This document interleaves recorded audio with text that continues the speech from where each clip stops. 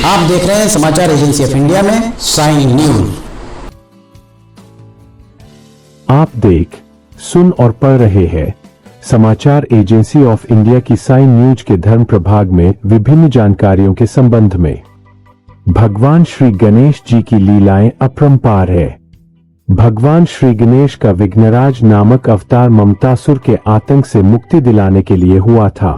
यह अवतार विष्णु ब्रह्म का वाचक है तथा शेष वाहन पर चलने वाला है। मान्यता है कि भगवान गणेश ने आसुरी शक्तियों के विनाश के लिए विभिन्न अवतार लिए हैं। भगवान श्री गणेश जी के विभिन्न अवतारों की श्रृंखला में आज आपको भगवान श्री गणेश जी के विघ्नराज अवतार के बारे में बताते हैं। एक बार माता पार्वती अपनी सखियों के साथ कैलाश पर्वत पर टहल रही थी। तभी बातचीत में माता को हंसी आ गई। उनकी हंसी से एक विशाल पुरुष की उत्पत्ति हुई और उन्होंने उसका नाम मम रख दिया। अगर आप बुद्धि के दाता भगवान गणेश की आराधना करते हैं और अगर आप एकदंत भगवान गणेश के भक्त हैं, तो कमेंट बॉक्स में जय गणेश देवा लिखना न भूलिए। पौराणिक ग्रंथों में यह उल्लेख मिलता है कि भगवती माता पार्वती कैलाश पर्वत पर अपनी सखियों से बात करती हुई टहल रही थी। तभी उन्हें किसी सखी की बात पर हंसी आ गई। उनके हास्य से एक पुरुष का जन्म हुआ। वह देखते ही देखते पर्वताकार हो गया। पार्वती जी ने उसका नाम ममतासुर रखा। उन्होंने उससे कहा कि तुम जाकर भगवान श्री गणेश जी का स्मरण करो। उनके स्मरण से तुम्हें सब कुछ प्राप्त हो जाएगा। माता पार्वती ने उसे भगवान श्री गणेश जी का षडक्षर मंत्र प्रदान किया। ममतासुर माता के चरणों में प्रणाम कर वन में तप करने चला गया। वहां उसकी शंबासुर से भेंट हुई। उसने ममतासुर को समस्त आसुरी विद्याएं सिखा दी। उन विद्याओं के अभ्यास से ममतासुर को सारी आसुरी शक्तियां प्राप्त हो गईं। शंबासुर ने इसके बाद उसे विघ्नराज की उपासना की प्रेरणा दी। ममतासुर वहीं बैठकर कठोर तप करने लगा। वह केवल वायु पर रहकर विघ्नराज का ध्यान तथा जप करता था। इस प्रकार उसे तप करते हुए दिव्य सहस्त्र वर्ष बीत गए। प्रसन्न होकर गणनाथ प्रकट हुए। ममतासुर ने विघ्नराज के चरणों में प्रणाम कर भक्तिपूर्वक उनकी पूजा की। इसके बाद उसने कहा कि हे प्रभु, यदि आप मुझ पर प्रसन्न हैं, तो मुझे ब्रह्मांड का राज्य प्रदान करें। युद्ध में मेरे सम्मुख कभी कोई विघ्न न हो। मैं भगवान शिव आदि के लिए भी सदैव अजेय रहूं।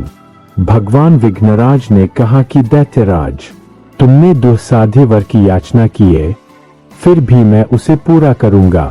ममतासुर वर प्राप्त करने के बाद सबसे पहले शंबर के घर गया। वर प्राप्ति का समाचार जानकर वह परम प्रसन्न हुआ। उसने अपनी रूपवती पुत्री मोहिनी का विवाह ममतासुर से कर दिया। यह समाचार जब शुक्राचार्य को मिला तो उन्होंने धूमधाम से ममतासुर को दैत्यों का राजा बना दिया।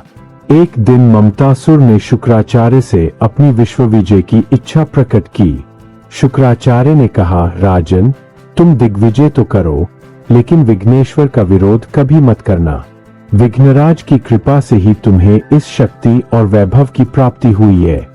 ममतासुर ने इसके बाद अपने पराक्रमी सैनिकों द्वारा पृथ्वी लोक और पाताल लोक पर विजय प्राप्त कर ली। फिर स्वर्ग पर आक्रमण कर दिया। देवराज इंद्र से उसका भीषण संग्राम हुआ। रक्त की सरिता बहती रही, परंतु असुरों के बलवान होने के कारण उनके सामने देवता गण न टिक सके। पृथ्वी, पाताल के साथ ही अब स्वर्ग ममतासुर के अधीन हो गया। युद्ध क्षेत्र में उसने भगवान विष्णु और शिव को भी पराजित कर दिया। संपूर्ण ब्रह्मांड पर ममतासुर शासन करने लगा। देवताओं को बंदी गृह में डाल दिया गया। धर्माचरण का नाम भी लेने वाला कोई न रहा। इन सबसे परेशान होकर सभी देवताओं ने कष्ट निवारण के लिए विघ्नराज की पूजा की। 1 वर्ष की कठोर तपस्या के बाद भगवान विघ्नराज प्रकट हुए। देवताओं ने उनसे धर्म के उद्धार तथा ममतासुर के अत्याचार से मुक्ति दिलाने की प्रार्थना की। भगवान विघ्नराज ने नारद को ममतासुर के पास भेजा। नारद ने उससे कहा कि तुम अधर्म और अत्याचार को समाप्त कर विघ्नराज की शरण ग्रहण करो, अन्यथा तुम्हारा सर्वनाश निश्चित है। शुक्राचार्य ने भी उसे समझाया, पर उस अहंकारी असुर पर कोई प्रभाव नहीं पड़ा। ममतासुर की दुष्टता से विघ्नराज क्रोधित हो गए। उन्होंने अपना कमल असुर सेना के बीच ही छोड़ दिया। उसकी गंध से समस्त असुर मूर्छित एवं शक्तिहीन हो गए। ममतासुर कांपता हुआ विघ्नराज के चरणों में गिर पड़ा। उनकी स्तुति करते हुए क्षमा मांगी।